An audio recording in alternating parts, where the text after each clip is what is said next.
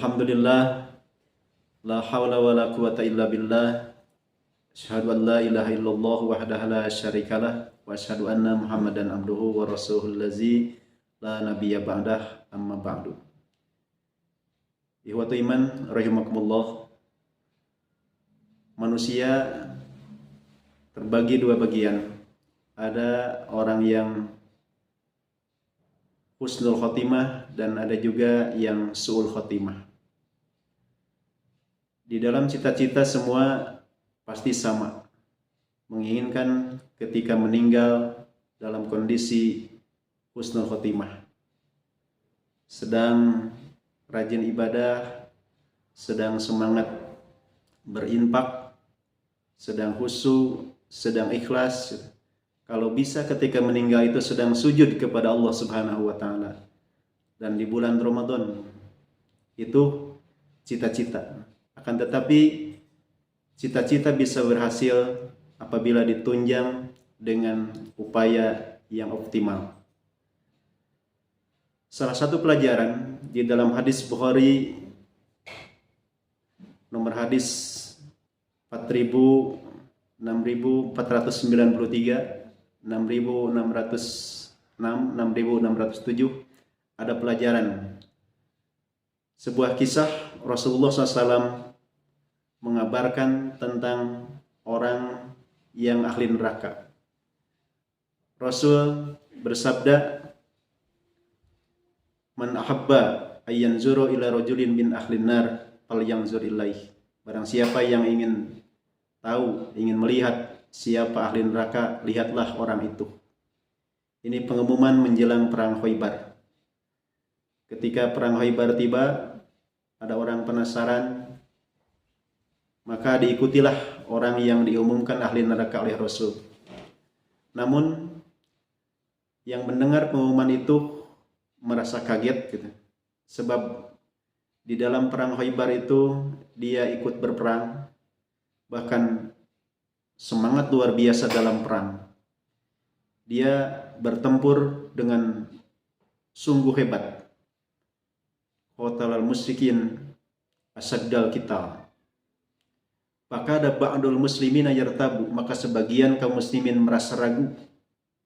Ragu di sini bukan meragukan benarnya yang diucapkan Rasulullah bahwa dia itu ahli neraka, akan tetapi sulit dipahami. Bagaimana bisa seseorang yang telah ada di puncak ibadah nomor 1, yaitu siap mengorbankan nyawa untuk membela agama. Bila seseorang ingin atau bersiap mengorbankan nyawa untuk membela anak, itu kebaikan biasa.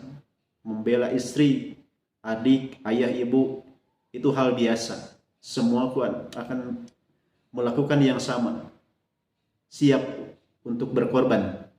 Akan tetapi untuk berkorban nyawa untuk membela agama ini sangatlah sulit.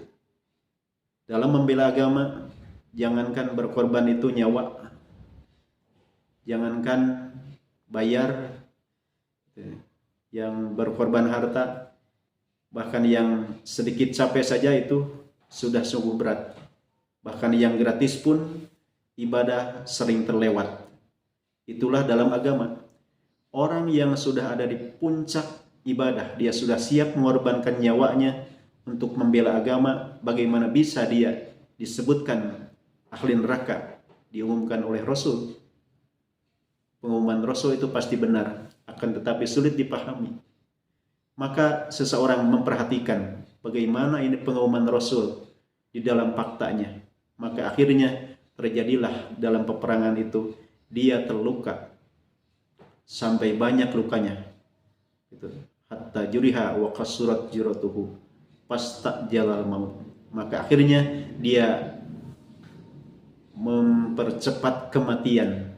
Faqatala nafsah, akhirnya dia itu bunuh diri. Maka dia segera melapor kepada Rasul, "Ya Rasulullah, laqad saddaqallahu hadisak." Sungguh Allah telah membuktikan kebenaran pengumuman engkau, yaitu orang yang engkau umumkan itu benar-benar su'ul khatimah. Ikhwat iman rahimakumullah. Maka di sini Rasulullah menyambung sebuah pelajaran. Innal abda la ya'malu amala ahlil jannah wa huwa min ahlin nar.